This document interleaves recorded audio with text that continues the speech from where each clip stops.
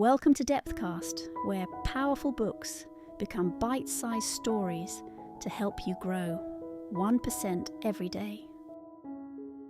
Today on DepthCast, we're diving into a book that has changed countless lives, written by a woman often described as deeply in tune with human potential, Louise Hay.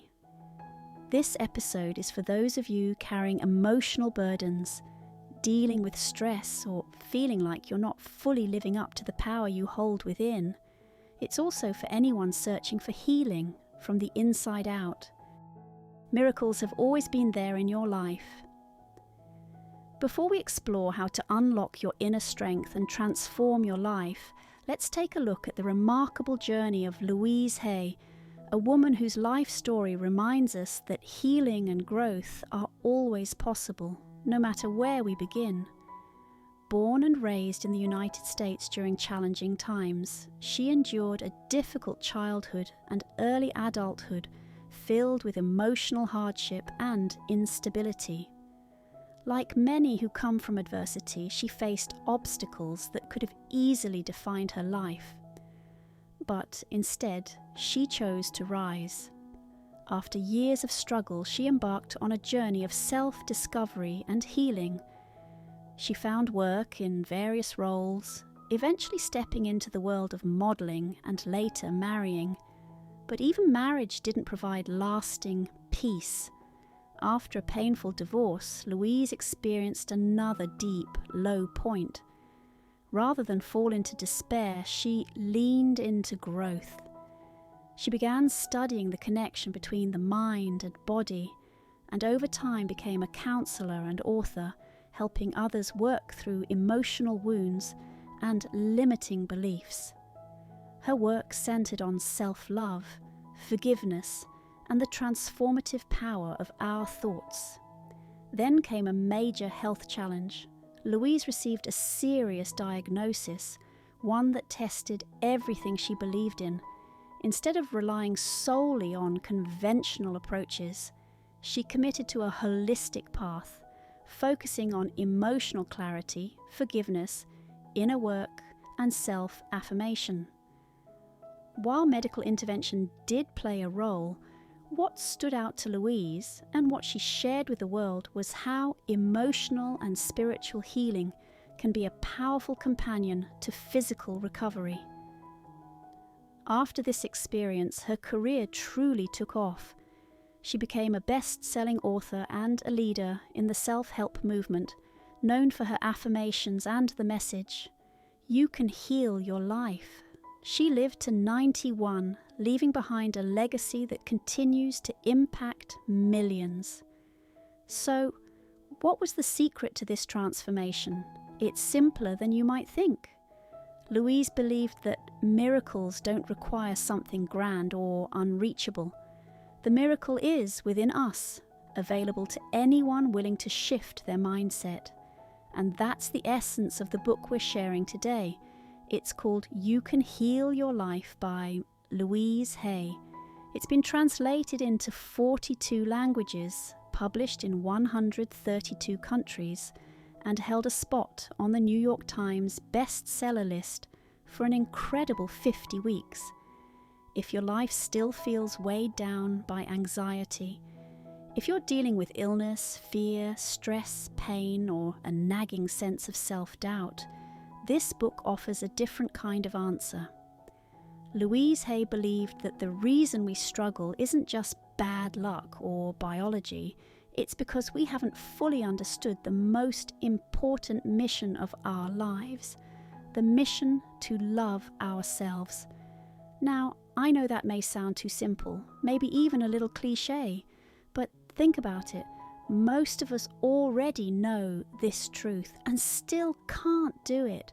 Why? Because we don't know where to start.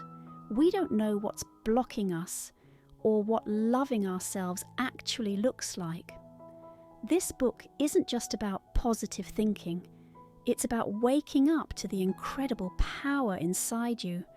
Power to heal your emotions, your health, even your entire life. And it starts by understanding one core idea.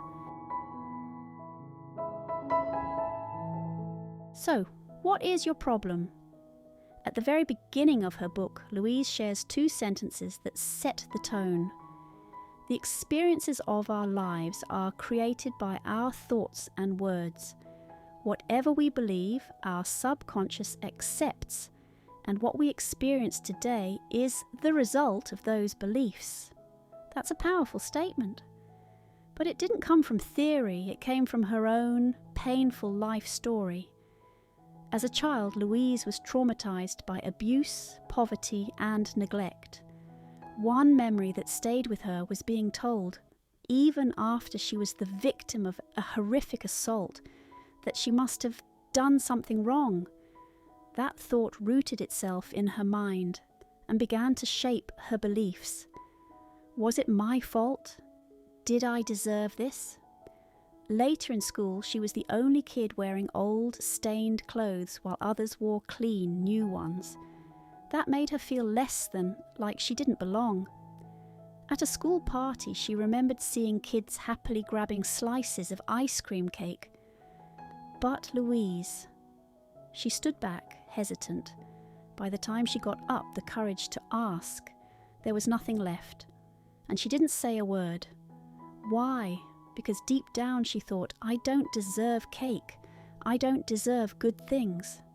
That belief followed her for years. In her relationships, she gave too much and asked for too little.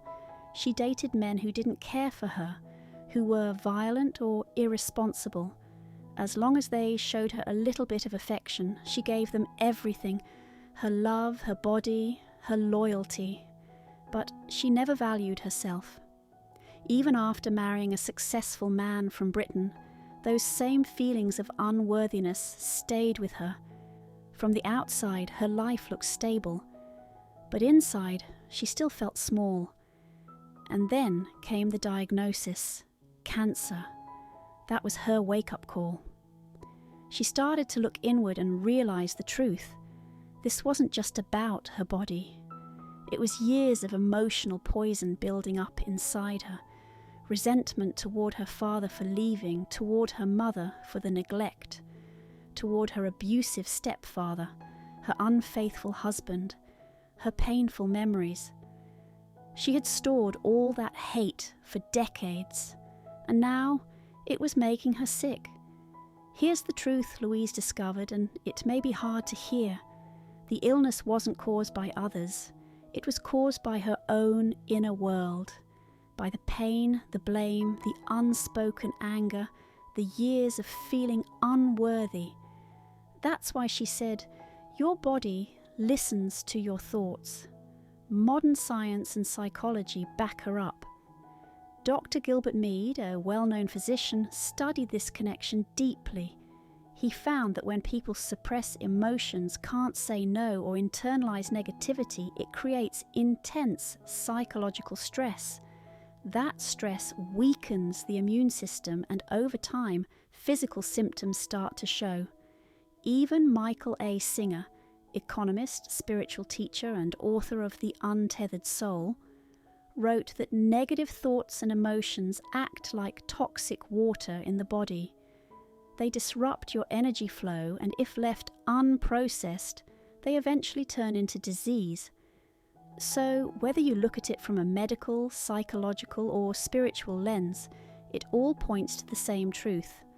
The body and the mind are one, and if your body is still showing signs of illness, pain, or fatigue, maybe it's time to look inside. Louise Hay worked with thousands of people over the years. Many came to her during crises: cancer, heart disease, depression, insomnia, chronic pain. And while their symptoms were different, their core issue was often the same. They didn't know how to love themselves. Some people struggle with relationships. They feel criticized all the time, constantly under pressure from others. Some can't seem to get ahead financially. There's never enough to cover expenses, let alone save. Others feel stuck in life altogether. They don't know what they're meant to do. Opportunities seem to pass them by. and no matter what they try, nothing seems to work. But here's what's powerful. Louise Hay, the author of You Can Heal Your Life, didn't just listen to these stories, she really heard people. Patiently, compassionately, she helped them peel back the layers to see what was really going on. And what she found over and over again was this: the root of most problems isn't what's happening on the outside, it's what we believe on the inside. Take weight, for example. So many people try to lose weight for years and never succeed. When things go wrong, they blame their body. If I didn't look like this, I'd have more opportunities. But is weight really the issue? Not quite. According to Louise, the real problem is often emotional, buried fears, a need to feel safe. Food becomes a shield, eating becomes comfort. But we rarely stop to ask, what am I trying to protect myself from? And that's where healing starts. It's not about judgment, it's about getting honest. Louise believed that the 4 biggest emotional blocks holding us back are hatred, blame, fear, and guilt. Let's break them down. Hatred, especially when we hold onto it for years, can eat away at us and weaken the body. Blame, whether it's directed at others or ourselves, can show up physically. Constant criticism is often linked to joint pain, especially in the fingers and thumbs. The fingers represent how we grasp life. The thumbs, our flexibility in adapting to change. When those joints get stiff, it could reflect a mind that's been holding on too tightly, too rigidly. Then there's fear. Fear can manifest in surprising ways, like hair loss, inflammation, or chronic tension. When we're constantly anxious, the body tenses up. That tension can restrict blood flow, tighten the scalp, and block new hair from growing. At its core, fear often signals a lack of safety or control in our lives. And guilt can run deep. It's that constant voice saying we're not good enough, not successful enough, not deserving of love or rest. Sometimes it even shows up as a stubborn cough with no medical explanation. Why? Because guilt often lives in the throat, where we speak our truth, where we express ourselves.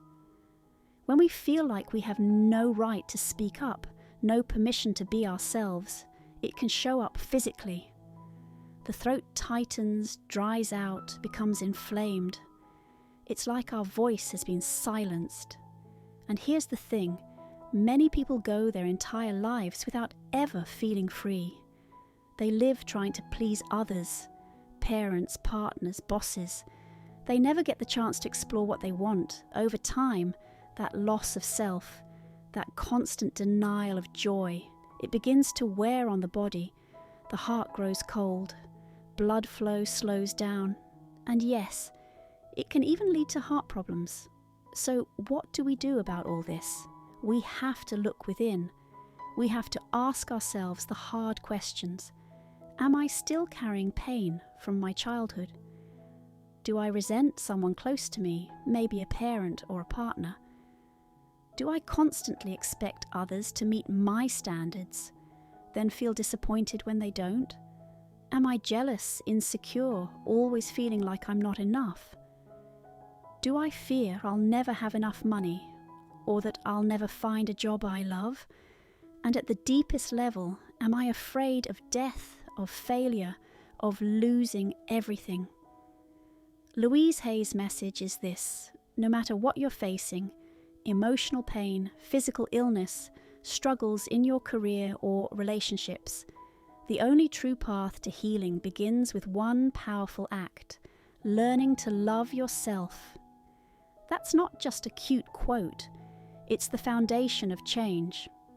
But here's the tricky part: most of us don't actually know how to love ourselves.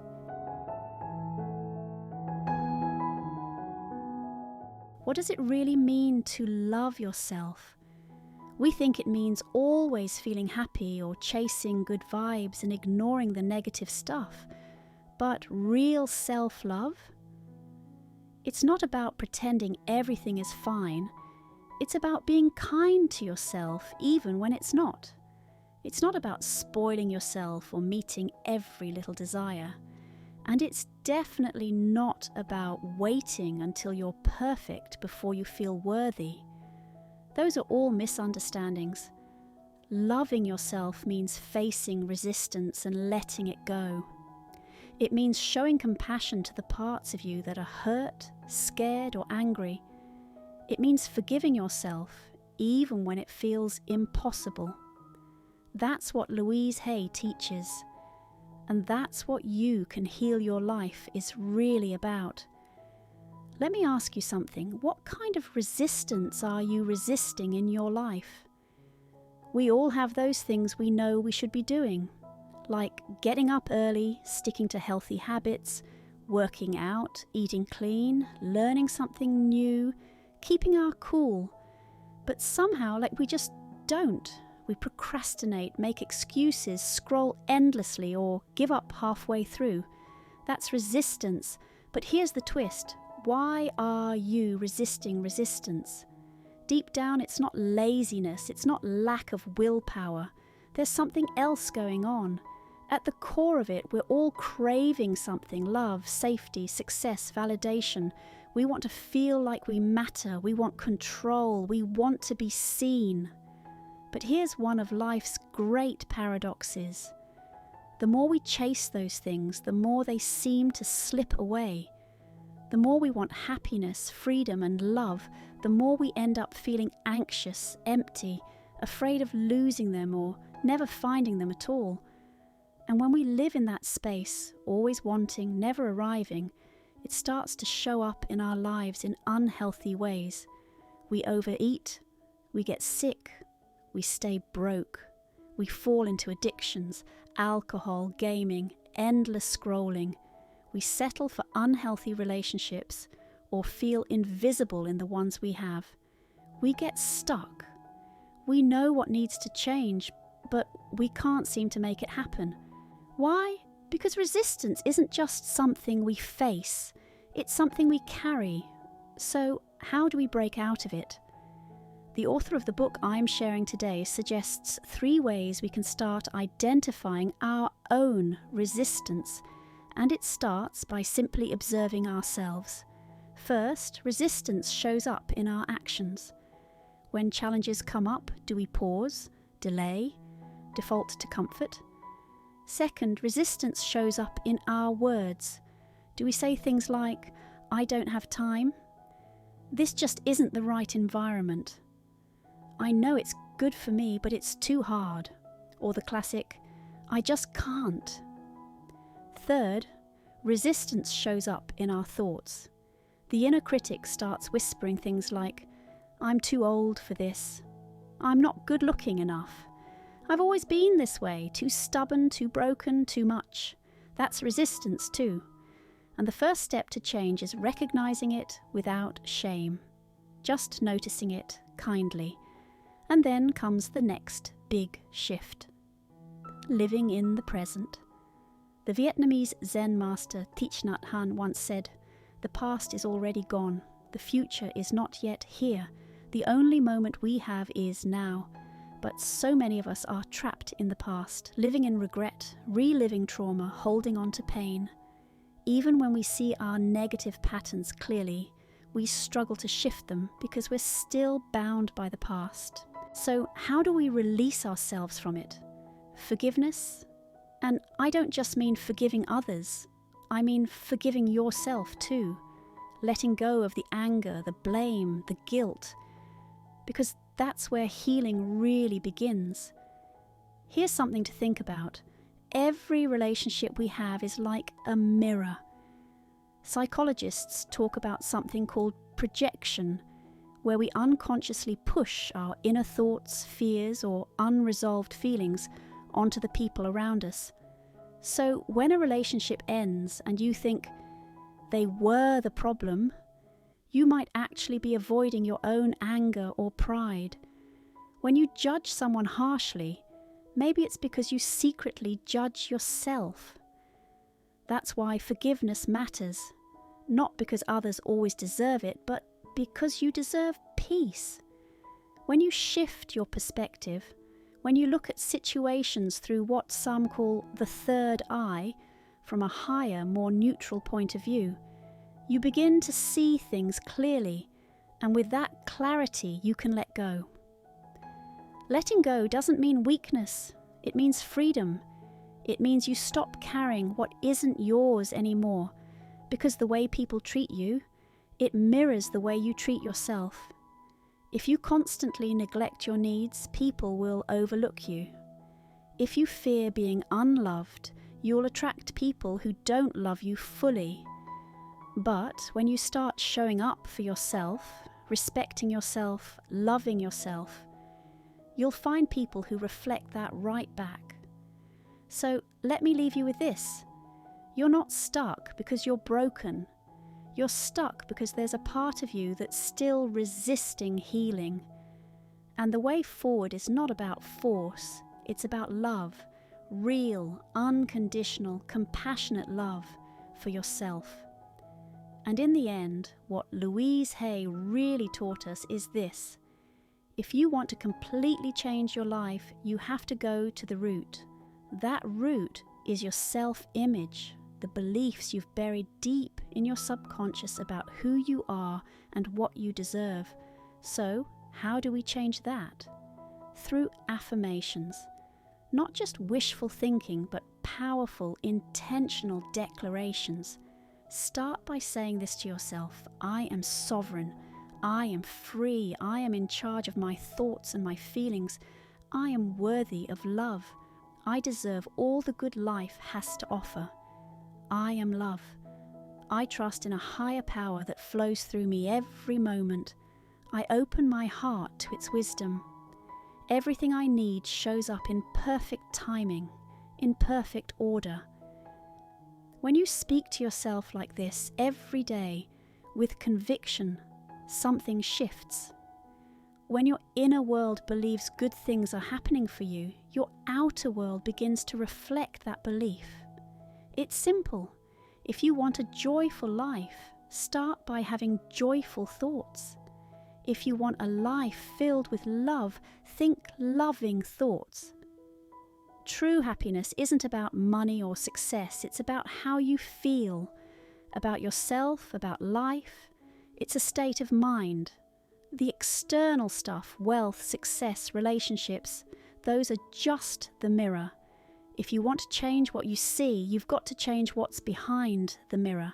So take a moment right now, affirm yourself, believe in your present self, not some future version you're chasing. Don't say, I want to be happy. Say, I am joy. Don't say, I want to be loved. Say, I am love. Why? Because when you say, I want, you're really affirming lack. You're reinforcing the belief that you're missing something. And that belief, I'm not enough, I'm not there yet, I'm still broken, keeps you stuck in a loop of frustration, resistance, and pain. Louise knew this. When she was diagnosed with cancer, she didn't collapse under fear. She woke up. She saw her diagnosis as a mirror of her inner world, and through that mirror, she healed. She began affirming her worth, letting go of resistance, forgiving her past, and releasing blame. She let go of bitterness. She reconnected with the people she once pushed away. And most importantly, she stopped denying herself. She accepted herself fully. That transformation didn't just heal her body, it transformed her life. She became a light for millions of others, and all of it started with self-love. Please always ask yourself this one question. How much do you truly love yourself? If you want to truly love yourself, the first step is to stop rejecting who you are. Stop blaming others. Stop criticizing everything that isn't perfect. The truth is, most of the problems we deal with aren't coming from the outside. They're rooted in old thoughts, old patterns, old stories we've carried for too long. And unless you consciously work to change them, they'll keep shaping your life. So today, make a decision. Let go of the resistance. Let go of the excuses. Let go of the past. Don't tell yourself the pain is too deep or that it's too late. It's not. You can start right now. You can choose to live in the present. You can choose to love yourself as you are, because the power to change your life, it's always been in your hands. Maybe you just forgot for a little while. So come home to yourself, look in the mirror, smile and say, I love you. I really love you. And let that be your starting point. From this moment on, may you walk through life with self-love as your guide. Because when you truly love yourself, you unlock your power. You fulfill your purpose. And that purpose is simple: to love and to be love. Until next time, sending you all the love in the world. If this book sparked something in you, take a moment to like, subscribe, and share it with someone on their growth journey. Until next time, keep learning, keep growing, and keep becoming 1% better every day.